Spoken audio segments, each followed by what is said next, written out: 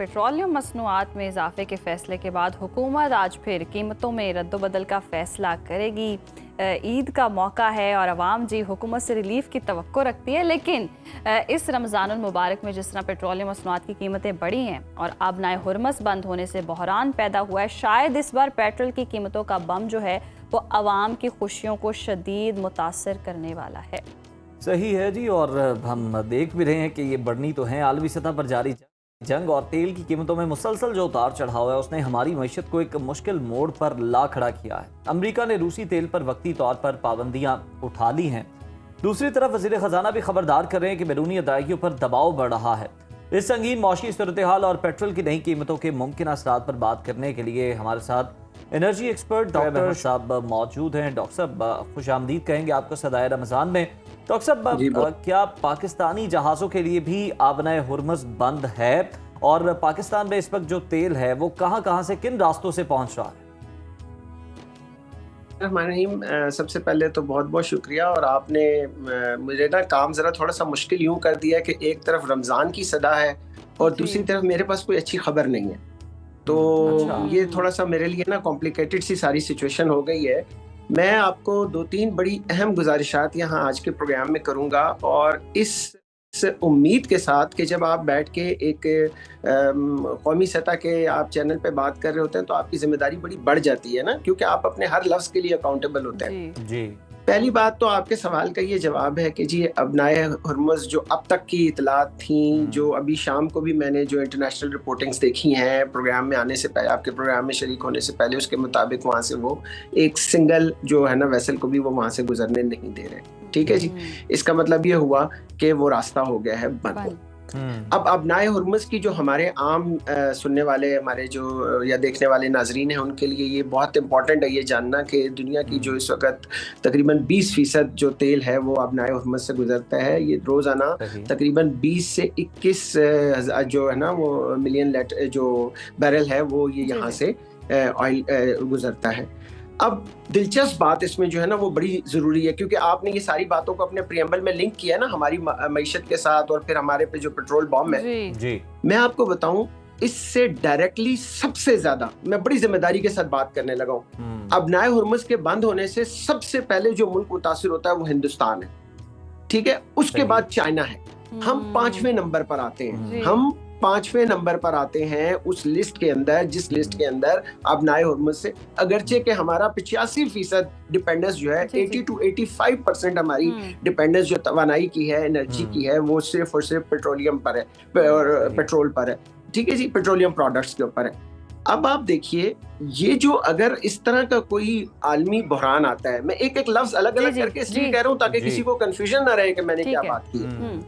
अगर हमारे पर कोई भी आलमी बहरान आता है तो वो बहरान हमें एक बात याद दिलाता है कि आपकी जो लोकल एनर्जी पॉलिसी है, आपकी जो गवर्नेंस है, वो इतनी पुअर है कि आपके अंदर मामूली से झटके को भी सस्टेन करने की सलाहियत नहीं है। तो आप कैसे दुनिया में बावकार तरीके से खड़े हो सकते हैं जबकि आपका इंटरनली सिस्टम, अपना इंटरनली स्ट्रक्चर इतना वीक होगा कि वो एक छोटे से झटके को भी बर्दाश्त नहीं कर सकेगा।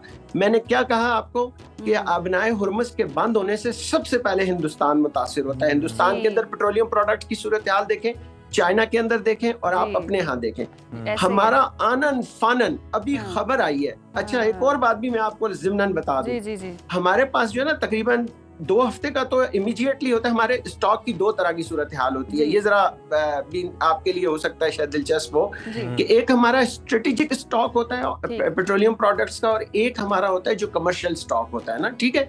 ये 2 वीक्स का इसके अंदर कवरेज होता है। 1 महीने का हम पेट्रोल रखते हैं और 1 महीने की हमारी वो शिपमेंट जो ऑलरेडी जिसकी हमने पे कर चुके होते हैं वो रवाना हो चुका होता है। ठीक है, इसका मतलब ये हुआ कि हमारे पास 2 महीने का कवरेज होता है।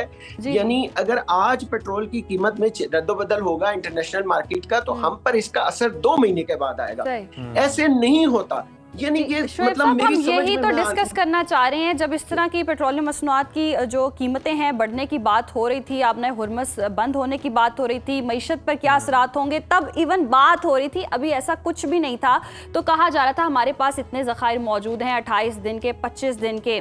अभी वो ज़खायर तो इस्तेमाल होने वाले, शायद हम प्रोसेस में भी नहीं गए और कीमतें बढ़ना शुरू हो गई, और जब वो ज़खायर खत्म हो जाए। अब जरा मैंने जी, मैंने एक आपको ब्रेकअप भेजा है, मैं आपको आज जरा ना ये थोड़ा सा आप बताएं अपने नाज़रीन को, ये आप लोगों की जिम्मेदारी है ना। जी। हम जैसे लोग तो देखें रो पीट के चीख के फिर कहीं कोई बात करने देता है, कोई नहीं करने देता। अब जरा मैं आपको पेट्रोलियम का जो ना आपके आज के दिन का मैं ब्रेकअप दे रहा हूँ, ठीक है, और ये चैलेंज के साथ, यानी आप इसको, आपके पास तो रिसोर्सेज है ना, आप जाके किसी गवर्नमेंट के एहलकार से इसको रिकन्फर्म करवाएं। आपका आज का पेट्रोल है 321 रुपए 17 पैसे, ठीक है जी।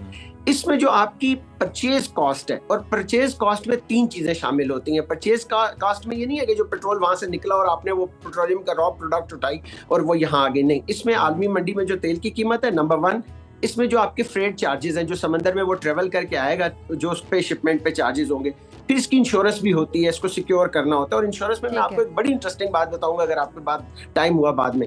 और फिर इसमें जो रिफाइनरी का जो प्रोसेसिंग है ना, ये तकरीबन हमें 190 रुपए से लेकर 195 रुपए तक का ये हमें पेट्रोल मिलता है गवर्नमेंट को। अब गवर्नमेंट इस पे क्या कर रही है, 84 रुपए 40 पैसे का स्ट्रेट टैक्स लगा रही है, ठीक है जी, 84 रुपए 40 पैसे।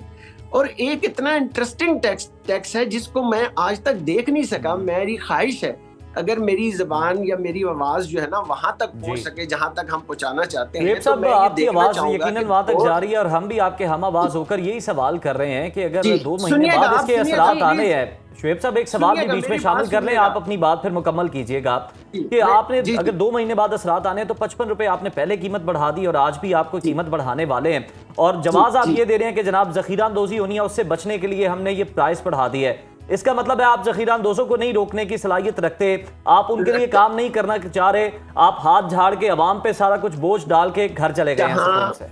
देखें, जहां वो एक मुहावरा बड़ा है वो चीप सा, लेकिन हम पे बड़ा फिट बैठता है। जब वो कहते हैं ना कि घर का कुत्ता चोरों के साथ मिल जाए ना, तो फिर आप रखवाला किसको रखेंगे। 84 रुपए 40 पैसे मैंने आपको क्या बताया, लेवी 2 रुपए 50 पैसे हम एक क्लाइमेट लीवी देते हैं, यानी हमारे पे 2 रुपए 50 पैसे जो आप अपने गाड़ी में पेट्रोल डलवा रहे हैं, हर लीटर के पीछे 2 रुपए 50 पैसे आप ग्रीन एनर्जी के लिए देते हैं कि हमारे मुल्क में ग्रीन एनर्जी का रेवोल्यूशन आएगा। आप अंदाजा करें लाखों लीटर के ऊपर जब ये रकम जाती होगी तो वो पैसा 2 रुपए 50 पैसे मल्टीप्लाई होकर वो भी मिलियन बिलियंस में चला जाता है। अच्छा, उसके बाद आप 13 रुपए 31 पैसे कस्टम ड्यूटी दे रहे हैं, ठीक है जी। 7 रुपए 87 पैसे जो आपकी ये पेट्रोलियम कंपनीज हैं वो पर लीटर आपसे लेती हैं, वो भी जाहिर है अपनी इतने बड़े बड़े पंप खोल के मुफ्त में नहीं बैठे हुए। और जो डीलर है ना, डीलर 6.64 पैसे, सॉरी 8.64 पैसे। तो यानी आप अंदाजा करें कि, और एक और बड़ा मजे की एक और भी होती है, एक पेट्रोलियम फ्राइट इक्वलाइजेशन मार्जिन होता है, उसको IFEM कहते हैं, यानी 8 रुपए 25 पैसे के पूरे मुल्क में पेट्रोल की प्राइसेस को ठीक रखा जाए। यानी 8 रुपए डीलर ले गया, 8 रुपए पेट्रोलियम कंपनी ले गई, 2.5 रुपए आपने क्लाइमेट के वो दे दिए, 31 रुपए कस्टम ड्यूटी दे दी, 84 रुपए आपने लेवी दे दी। अब बताओ चिड़ी बेचारी की करे, ठंडा पानी पी मरे। ये वो पैसा है जो जो असल में आपके पास है। जिस तरह आपने सारा हमें तकसीम बड़ी अच्छी तरह समझा दी है, जरा आप उस बात पर भी कमेंट कर दें कि ये अपनी नाअहली छुपाने के लिए या खुद काम ना करने का बहाना है कि जनाब आप कीमतें बढ़ाकर और पास ऑन कर दें आवाम पर बोझ।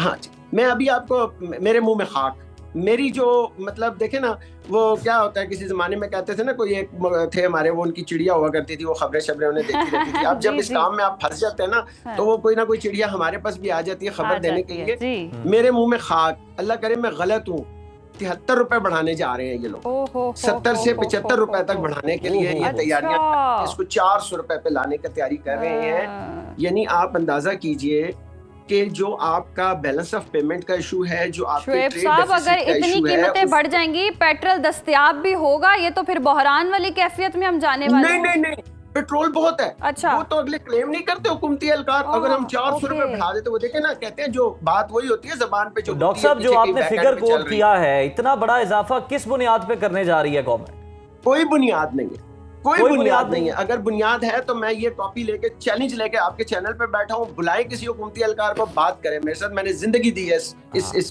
पूरे के पूरे मार्केट में तो डॉक्टर साहब बिल्कुल आप सही बात कर रहे हैं। आलमी मार्केट में तो $10 फी बैरल कीमत कम हुई है जी। डॉलर सस्टेन कर रहे हैं आपका, आपकी बैलेंस ऑफ पेमेंट का जो इशू बनता है, जैसे हमारे वजीर खजाना जो है वो माशाल्लाह जिस तरह वो आज कह रहे थे कि जनाब हमारा ट्रेड डेफिसिट आ जाएगा, बैलेंस ऑफ पेमेंट आ जाएगा, तो बैलेंस ऑफ पेमेंट और ट्रेड डेफिसिट के लिए आपको कॉमन मैन ही रह गया। आपने उस शख्स के बारे में कभी सोचा है? आपने 400 रुपए पेट्रोल कर देना है, वो जो बाइकिया दिन में सड़क के ऊपर बेचारा मारा मारा फिरता है, वो जो शख्स जो सुबह निकलता है शाम को जब तक उसकी गाड़ी नहीं चलती तो वो अपने बच्चों के लिए रोटी रोजी का इंतजाम नहीं कर सकता। आपने सड़कों पर लाइनें लगी हुई देखी है? आज लोगों के पास इतने पैसे नहीं है कि वो जाके जनाब अपने बच्चों के लिए, बिल्कुल ऐसे ही है शोएब साहब। फिर इनके पास ऑल्टरनेट वेज क्या है कि आप वर्क फ्रॉम होम कर लें, आप स्कूल हमने बंद कर दिए, वो तालीम मुतासिर होनी है, उसकी हमें कोई टेंशन नहीं है कि बच्चों का फ्यूचर दांव पर लगा हुआ है। हर सिस्टम देखे ना जी। मैं एक और आपको बड़ी दिलचस्प बात बताने लगा हूं, प्लीज ये मेरी बात जरूर सुनिएगा। जी जी। देखिए, work from home, Bykea work from home करेगा, वो बेचारा जो रिक्शा चलाता है वो वर्क फ्रॉम होम करेगा। ट्रांसपोर्ट आपने वो कर दिया, एक ट्रांसपोर्ट के ऊपर, एक गाड़ी पे, आप जरा ना, आप लोग तो देखें, मतलब मीडिया के लोग हैं, एक गाड़ी के ऊपर 5 खानदान पलते हैं। एक गाड़ी जो ट्रांसपोर्ट की सड़क पर आती है ना, हम इनको बुरा भला तो कहते हैं कि जी ट्रांसपोर्ट ने मनमानियां शुरू कर दी और महंगे किराए कर दिए। एक ट्रांसपोर्ट के ऊपर 5 खानदान पल रहे होते हैं। यार ये गजब खुदा का, ये क्या करने जा रहे हैं यार? वैसे मार दो। अगर आप ये क्लेम करते हो तो ना कि यार हमारे मुल्क में कोई गरीब नहीं रहेगा, तो वैसे मार दो ना यार, इकट्ठा करके इनको किसी इनकी इज्तिमाई कब्रें बना दो। ये क्या तमाशा तुम लोगों ने बनाया हुआ है भाई? इनसे मैनेज नहीं हो रहा तो छोड़ें, कोई और काम करें। इस मुल्क के अंदर कोई कहतो रिजाल नहीं है। मैं खुदा की कसम हमेशा ये कहता हूँ, हर चैनल पे मैं कहता हूँ, हर फोरम पे कहता हूँ, इस मुल्क में कहता हूँ रिजाल नहीं है। एक से एक कॉम्पिटेंट आदमी बैठा हुआ है, लेकर आए और उसको लाके वो सिस्टम को बनाए। ये उसी तरह करते हैं जिस तरह हमारी क्रिकेट टीम का होता है कि कई दामाद बैठे हुए हैं, कई सिफारशी बैठे हुए हैं, कई बैचमेट बैठे हुए हैं, कई कोर्समेट बैठे हुए हैं। मुल्क का बेड़ा गर्क करके तुम लोगों ने रख दिया। अच्छा डॉक्टर साहब, आपकी भी अगर देखें तो मईशत पर बड़ी ग्रिप है। ये जो हम वजीर खजाना, हमें हमेशा इम्पोर्ट ही क्यों करना पड़ता है, जिसे आम आवाम के दुखों का कोई अंदाजा भी नहीं होता, और फिर अगर कोई ब्यूरोक्रेसी की, करप्शन की शिकायतें हो, बातें हो, तो उसका भी वो दिफा कर लेते हैं। वो तो उनको लाया इसीलिए जाता है ना। हमारे जैसे बंदे को क्यों नहीं बनाया जाएगा, कोई पोर्टफोलियो दिया नहीं जाएगा? क्योंकि हम तो फिर एहतसाब करेंगे ना, हम तो अपना आप पहले खोल के रख देंगे कि ये लो भाई, ये मेरे पास है और ये तुम्हारे पास है, निकालो अब तुम जहाँ पे तुम्हारी गड़बड़ है। ये देखिए, ये हमेशा से हमारे यहाँ होता है। 70 साल गुजर गए, एनर्जी पॉलिसी नहीं बना सके, इंटरनेशनल डिपेंडेंस हमेशा हमारे राह की रुकावटें रही हैं। मैं आपसे जो आपको मैंने सवाल किया ना, आप प्लीज इसको डिग आउट कीजिए कि हिंदुस्तान बराह रास्त मुतासिर होता है। ये चहार जो थी ना, उसकी जो बंदरगाह थी चहार बहार की, और वो उसके साथ ये गवादर के मुकाबले पे ईरान डेवलप कर रहा था, उसको बड़ी लंबी कहानी है वो। जैसे इन जख्मों को शोएब साहब, ये कोई आवाम के साथ माइंड गेम तो नहीं होने वाली? आप जिस तरह से बता रहे हैं कि इतनी कीमत बढ़ेगी, वो फिर कीमत बढ़ेगी, आवाम परेशान होगी, फिर ईद पे 5 रुपए कम कर देंगे, 50, 60, 70 रुपए बढ़ाकर 5 रुपए जब कम करेंगे तो वो कहेंगे देखिए हमने आवाम को रिलीफ दिया है। हाँ, रिलीफ दिया। ईद वाले दिन खुशियां। चैनल ने जी मुझसे, उन्होंने एक इंटरनेशनल चैनल ने ये सवाल किया था कि जी ये तो फिर क्या पाकिस्तान में ऐसा कोई ट्रेंड है? मैंने कहा जी आज तक मैंने जब से होश संभाला है, मैंने यहाँ चीज़ों को बढ़ते हुए देखा है, वापस आते हुए तो नहीं देखा। तो ठीक है, अब इसमें सिर्फ गुजारिश ये है, जो काम करने वाला है ना, देखें, हम रोना तो छोड़े यार, सारी जिंदगी रोते हुए गुजर गई। जो काम करने वाला है कि खुदा के लिए सर जोड़ के बैठो। ये जो ड्रामेबाजियां हैं ना, या ये जो पॉलिटिकल स्टंट है कि 2 महीने तनख्वाह नहीं लेंगे और यूं करेंगे, यार इनको तनख्वाह की जरूरत है? शर्म से मर जाएं डूब के यार, जो इस मुल्क में से तनख्वाह लेते हैं इस तरह के लोग। ठीक है, इनको जरूरत है तनख्वाह की। मैं ये सिर्फ चाहता हूं कि जनाब आप एक पॉलिसी बनाएं, कंसोलिडेट एनर्जी पॉलिसी बनाएं। अल्लाह आपके मुल्क में सूरज को चमका रहा है, अल्लाह आपके मुल्क में हवा दे रहा है, अल्लाह आपके मुल्क में पानी दे रहा है, हर चीज। ऑल्टरनेट एनर्जी के जितने टूल हैं वो सारे के सारे पाकिस्तान को अल्लाह ने दिए हैं। और ये ₹2.50 उस ग्रीन एनर्जी के लिए हमसे हर पेट्रोल की 1 लीटर पे चार्ज कर रहे हैं। क्यों नहीं करते? हाइडल एनर्जी पूरी दुनिया का सबसे सस्ता मॉडल है, आप डैम ही नहीं बनने देते, एक दूसरे के खुद गले काटना शुरू हो जाते हैं। कुछ ऐसे कसूर है। हमारी अपनी आवाम का भी है। बिल्कुल डॉक्टर शुएब साहब, कुछ कसूर हमारी अपनी आवाम का भी है, हुकूमती पॉलिसीज का भी है, और कुदरती ज़खायर हर चीज़ मौजूद है, लेकिन हम उसको यूटिलाइज नहीं हैं और कीमतें बढ़ रही हैं। और अब जो बॉम्ब ब्लास्ट होने वाला है वो ये है कि जी मज़ीद जो पेट्रोलियम मसनूआत हैं उनकी कीमतें बढ़ेंगी और आवाम पर बोझ पड़ेगा, और हुकूमत के पास जी आवाम को रिलीफ देने के लिए अभी कोई पॉलिसी मौजूद नहीं है। और बहाना यही है, तकलीफ की ऑप्शन है बस। और अब बिल्कुल ये सवालात उठ रहे हैं जनाब, बड़े माहिर लोग जो हैं जिन्होंने अपनी पूरी ज़िंदगी इस मैदान के अंदर गुजारी है, वो ये बताते हैं कि जनाब ये इस तरह की जब कीमतें बढ़ती हैं तो असरात तो लेट आते हैं, कोई 2 माह बाद आते हैं, लेकिन हुकूमत अभी से कीमतें बढ़ा रही है। और हुकूमत का जो जवाब है कि ज़ख़ीरा अंदोज़ी हो जाए, तो जनाब आपके पास इतनी फोर्सेस हैं, इतनी इंटेलिजेंस है, आप ज़ख़ीरा अंदोज़ी को रोकें। और आप ये क्या काम कर रहे हैं कि आवाम पे आप जो बोझ है वो पास ऑन कर रहे हैं, जितनी कीमत बढ़ती जाएगी आप उतना बढ़ाते जाएंगे। हालांकि इंटरनेशनल मार्केट में 10% का डिक्लाइन आया है पेट्रोल की कीमत के अंदर, तो वो भी आवाम को रिलीफ देना चाहिए। ये ना हो कि इतनी कीमत बढ़ा के वही ईद के करीब जाके थोड़ा सा 5-10 रुपए कम करके ईदी देने की कोशिश करें।